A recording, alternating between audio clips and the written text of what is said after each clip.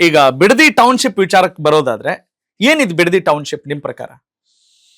Sir, ಇದು ಕುಮಾರಸ್ವಾಮಿರವರು, ಯಡಿಯೂರಪ್ಪನವರು ಸಮ್ಮಿಶ್ರ ಸರ್ಕಾರದಲ್ಲಿ 5 ಟೌನ್ಶಿಪ್ಗಳನ್ನ ಮಾಡಬೇಕು ಅಂತ ಹೇಳಿ ತೀರ್ಮಾನ ಮಾಡಿ ಕುಮಾರಸ್ವಾಮಿ ಅವರು ತೆಗೆದುಕೊಂಡಂಥ ತೀರ್ಮಾನ. ನಂತರ BMRDಯಿಂದ ಅದನ್ನು ನೋಟಿಫಿಕೇಶನ್ ಮಾಡಿ ಅದನ್ನು ಜಾಗತಿಕ ಟೆಂಡರ್ ಕರಿಬೇಕು ಅಂತೇಳಿ ಅರ್ಬನ್ ಡೆವಲಪ್ಮೆಂಟ್ ಡಿಪಾರ್ಟ್ಮೆಂಟ್ ಅವರು ಜಾಗತಿಕ ಟೆಂಡರ್ನ ಕರೀತಾರೆ. ಅದನ್ನು ಇದು ಮಾಡದಂಥವ್ರು ಕುಮಾರಸ್ವಾಮಿ ಅವರೇ. ಯಾರು ಅವ್ರ ಹತ್ರ ಹೋಗಿ 2006ರಲ್ಲಿ ಯಾರು ಅವ್ರ ಹತ್ರ ಹೋಗಿ ನಾನು ಟೌನ್ಶಿಪ್ ಮಾಡಿ ಅಂತ ಯಾರು ಕೇಳಿರಲಿಲ್ಲ. ಓಕೆ, ನಾನು ಹೊಸದಾಗಿ ಮುಖ್ಯಮಂತ್ರಿ ಆಗಿದ್ದೀನಿ, ನಾನೇನೋ ಒಂದು ದೊಡ್ಡ ಬದಲಾವಣೆಯನ್ನು ತರಬೇಕು, ಬೆಂಗಳೂರಿನ ಒತ್ತಡವನ್ನು ಕಡಿಮೆ ಮಾಡಬೇಕು, ನಾನು ಹೊರಗಡೆ ಟೌನ್ಶಿಪ್ಗಳು ಆಗಬೇಕು ಅಂತಕ್ಕಂಥ ದೃಷ್ಟಿ ಇಟ್ಕೊಂಡು ಮಾಡಿದಂಥವ್ರು ಕುಮಾರಸ್ವಾಮಿರವರು. ಟೌನ್ಶಿಪ್ ಮಾಡಲಿ, ಅದಕ್ಕೇನು ನಮ್ಮದು ತಕರಾರಿಲ್ಲ. ಆದರೆ ಒಂದು ಸಣ್ಣ ಇಂಟರಪ್ಷನ್. HD ಕುಮಾರಸ್ವಾಮಿ ಅವರ ಬಿಡದಿ ಇಂಟಿಗ್ರೇಟೆಡ್ ಟೌನ್ಶಿಪ್ ಹೇಗಿತ್ತು? ಅವ್ರ ಪರಿಕಲ್ಪನೆ ಏನಿತ್ತು? ನಮ್ಮ ಜನರಿಗೆ ಒಂದು ಸ್ವಲ್ಪ ವಿವರವಾಗಿ ತಿಳಿಸ್ಬೋದಾ? ಅವ್ರು ಯಾವ ಕಲ್ಪನೆ ಇಟ್ಕೊಂಡು ಬಿಡದಿ ಟೌನ್ಶಿಪ್ ಅಂತ ಹೇಳ್ತಾ ಹೋದ್ರು, ಸ್ವಲ್ಪ ವಿವರವಾಗಿ. ಅವರು ಬೆಂಗಳೂರಿನಲ್ಲಿ ಇರ್ತಕ್ಕಂಥ ಒತ್ತಡವನ್ನು ಕಡಿಮೆ ಮಾಡಬೇಕು, ಎಲ್ಲಿ ಲೇಔಟ್ಸ್ಗಳೆಲ್ಲ ಜಾಸ್ತಿ ಆಗ್ತಾ ಇದೆ ಮತ್ತು ಟ್ರಾಫಿಕ್ ಕೂಡ ಸಮಸ್ಯೆ ಆಗ್ತಾ ಇದೆ, ಇವೆಲ್ಲವನ್ನು ಕಡಿಮೆ ಮಾಡಬೇಕು. ಎಲ್ಲಿ ಇಂಡಸ್ಟ್ರಿಗಳಿದಾವಲ್ಲ, ಈಗ ಆರೋಹಳ್ಳಿ ಇಂಡಸ್ಟ್ರಿಯಲ್ ಏರಿಯಾ ಇದೆ, ಬಿಡದಿ ಇಂಡಸ್ಟ್ರಿಯಲ್ ಏರಿಯಾ ಇದೆ, ಅನೇಕ ಜನ ಬೆಂಗಳೂರಿಗೆ ಬರ್ತಾರೆ ಎಲ್ಲ ವಿಚಾರಗಳಿಗೂ. ಆ ಒತ್ತಡ ಕಡಿಮೆ ಮಾಡಬೇಕು ಅಂತೇಳಿ ಅವರು ಅದೇನು ಅವರು ಇಂಡಸ್ಟ್ರಿಯಲ್ ಡೆವಲಪ್ಮೆಂಟ್ಗೆ ಅಂತ ಮಾಡಿಲ್ಲ, ಅದು ರಿಯಲ್ ಎಸ್ಟೇಟ್ಗೋಸ್ಕರನೇ ಮಾಡಿರ್ತಕ್ಕಂಥದ್ದು. Real estate in the sense ಸೈಟ್ಗಳನ್ನ ಮಾಡಿ ಅಲ್ಲಿ ಜನಗಳನ್ನ ಅಲ್ಲಿ ಅವ್ರಿಗೆ ಅಕಾಮಿಡೇಟ್ ಮಾಡಿ ಹೊರಗಡೆ ಬೆಂಗಳೂರಿಗೆ ಬರ್ತಕ್ಕಂಥ ಒತ್ತಡವನ್ನು ಕಡಿಮೆ ಮಾಡಬೇಕು ಅಂತಕ್ಕಂಥ ಆಲೋಚನೆಯನ್ನು ಇಟ್ಕೊಂಡು ಮಾಡಿರ್ತಕ್ಕಂಥದ್ದು. ಅದು ಬಿಟ್ಟು ಬೇರೆ ಏನು ಅವರ ಆಲೋಚನೆಯಲ್ಲಿ ಇರಲಿಲ್ಲ. ನನಗೆ ಗೊತ್ತಿದ್ದಂಗೆ, ನನಗೆ ತಿಳಿದಿರೋ ವಿಚಾರ ಆದರೆ ಅದನ್ನೇನು ಆಲೋಚನೆಯಲ್ಲಿ ಇರಲಿಲ್ಲ. ಆ ಸಂದರ್ಭದಲ್ಲಿ ಅವರು ಒಂದು ನೋಟಿಫಿಕೇಷನನ್ನು ಹೊರಡಿಸಿ, BMRDಯಿಂದ ಒಂದು ನೋಟಿಫಿಕೇಷನ್ನ ಹೊರಡಿಸಿ, ಇದು ನಾನೇನು ಬಿಡದಿನಲ್ಲಿ ಎಲ್ಲ ಟೌನ್ಶಿಪ್ಗಳಲ್ಲೂ ನಾವೇನು ಜಾಗನ ನಾವು ಗುರುತಿಸಿದ್ದೀವಿ, ಆ ಜಾಗನ ಯಾವುದೇ ಕಾರಣಕ್ಕೆ ನೀವು ನಮ್ಮ ಸರ್ಕಾರದ ಪೂರ್ವಾನುಮತಿ ಇಲ್ಲದೇ ಅದನ್ನು ಪರಭಾರೆ ಮಾಡ್ತಕ್ಕಂಥದ್ದು, ಟ್ರಾನ್ಸಾಕ್ಷನ್ ಮಾಡ್ತಕ್ಕಂಥದ್ದು ಯಾವುದು ಮಾಡಬಾರ್ದು ಅಂತೇಳಿ ರೆಡ್ ಝೋನ್ ಮಾಡ್ತಾರೆ. ರೆಡ್ ಝೋನ್ ಬಂದಾಗ ಯಾವುದು ಕೂಡ ಟ್ರಾನ್ಸಾಕ್ಷನ್ ಆಗಲ್ಲ. ಅಲ್ಲಿ ರೆಡ್ ಝೋನ್ ಬಂದಾಗ ಟ್ರಾನ್ಸಾಕ್ಷನ್ ನಿಲ್ತದೆ ಅಲ್ಲಿಗೆ.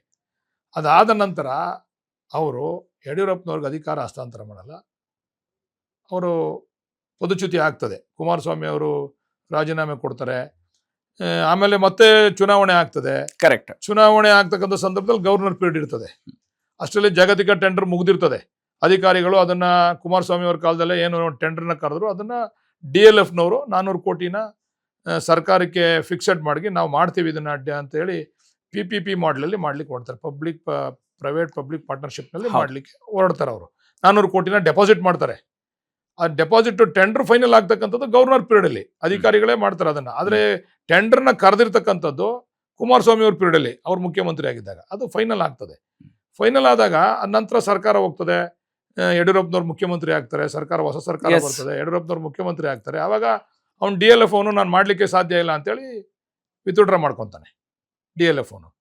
ಆ ಸಂದರ್ಭದಲ್ಲಿ ಅವನು ವಿತ್ಡ್ರಾ ಮಾಡ್ಕೊಂಡಂಥ ಸಂದರ್ಭದಲ್ಲಿ ಯಡಿಯೂರಪ್ಪನವರ ಸರ್ಕಾರ ಕೊನೆ ಆಗ್ತದೆ, ಅವರ ಆಡಳಿತ ಕಡೆ ಆಗ್ತದೆ. ಆವಾಗ ಇವ್ರು ಬರ್ತಾರೆ, ಸದಾನಂದ ಗೌಡರು ಬರ್ತಾರೆ.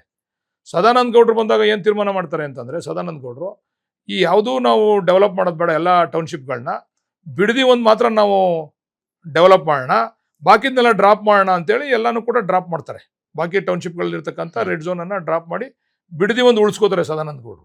ಯಾವ ಕಾರಣಕ್ಕಾಗಿ ಬಿಡದಿ ಅಲ್ಲಿ ಉಳಿಸ್ಕೊಳ್ಬೇಕು ಅಂತ ಆಲೋಚನೆ ಬರುತ್ತೆ? ಅದನ್ನ ನೀವು ಸದಾನಂದ ಗೌಡರನ್ನ ಕೇಳಬೇಕು. ನಿಮ್ಮ ಪ್ರಕಾರ ನನ್ನ ಪ್ರಕಾರ ಏನಂತಂದ್ರೆ, ಬಹಳ ಅಂತಾರಾಷ್ಟ್ರೀಯ ಮಟ್ಟದಲ್ಲಿ ಇಂಡಸ್ಟ್ರಿಯಲ್ ಏರಿಯಾದಲ್ಲಿ ಅತ್ಯಂತ ಹೆಚ್ಚು ವೇಗವಾಗಿ ಬೆಳೀತಾ ಇರ್ತಕ್ಕಂಥ ಟೌನ್ ಅದು ಬಿಡದಿ ಟೌನು.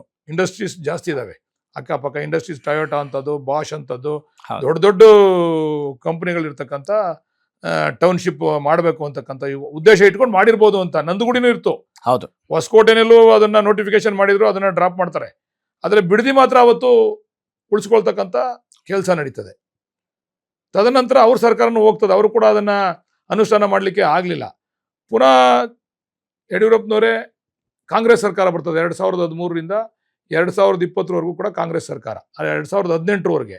ಅವಾಗ ಕಾಂಗ್ರೆಸ್ ಸರ್ಕಾರ ಅದಕ್ಕೆ ಕೈ ಹಾಕಕ್ಕೆ ಹೋಗಲ್ಲ, ಇದನ್ನು ನೋಡ್ಲಿಕ್ಕೂ ಕೂಡ ಹೋಗಲ್ಲ ಅವರು. ಈ ಟೌನ್ಶಿಪ್ ಬಗ್ಗೆ ಏನು ಚರ್ಚೆನೂ ಕೂಡ ಏನೂ ಆಗಲ್ಲ. 2018ರಲ್ಲಿ ಮತ್ತೆ ಚುನಾವಣೆ ಆಗ್ತದೆ. 2018ರಲ್ಲಿ ಸಮ್ಮಿಶ್ರ ಸರ್ಕಾರ ಬರ್ತದೆ. ಕುಮಾರಸ್ವಾಮಿ ಅವರ ಕಾಂಗ್ರೆಸ್ಸಿನ, ಪರಮೇಶ್ವರ್ ಅವರು ಉಪಮುಖ್ಯಮಂತ್ರಿಗಳು, ಕುಮಾರಸ್ವಾಮಿ ಅವರು ಮುಖ್ಯಮಂತ್ರಿಗಳು, ಸಮ್ಮಿಶ್ರ ಸರ್ಕಾರ ಆಗ್ತದೆ. ಆ ಸಂದರ್ಭದಲ್ಲಿ ಕುಮಾರಸ್ವಾಮಿ ಅವರು ಇವತ್ತು ಹೋರಾಟ ಮಾಡ್ತಾ ಇದ್ದಾರೆ, ತಾವೆಲ್ಲ ನೋಡಿರ್ಬೋದು. ನಾನು ಜಾಗ ಬಿಟ್ಬಿಡ್ತಿದ್ದೆ, ನಾನು ಬಿಟ್ಬಿಟ್ಟಿದ್ದೆ ಅವಾಗ ಅಂತಕ್ಕಂಥದ್ದು.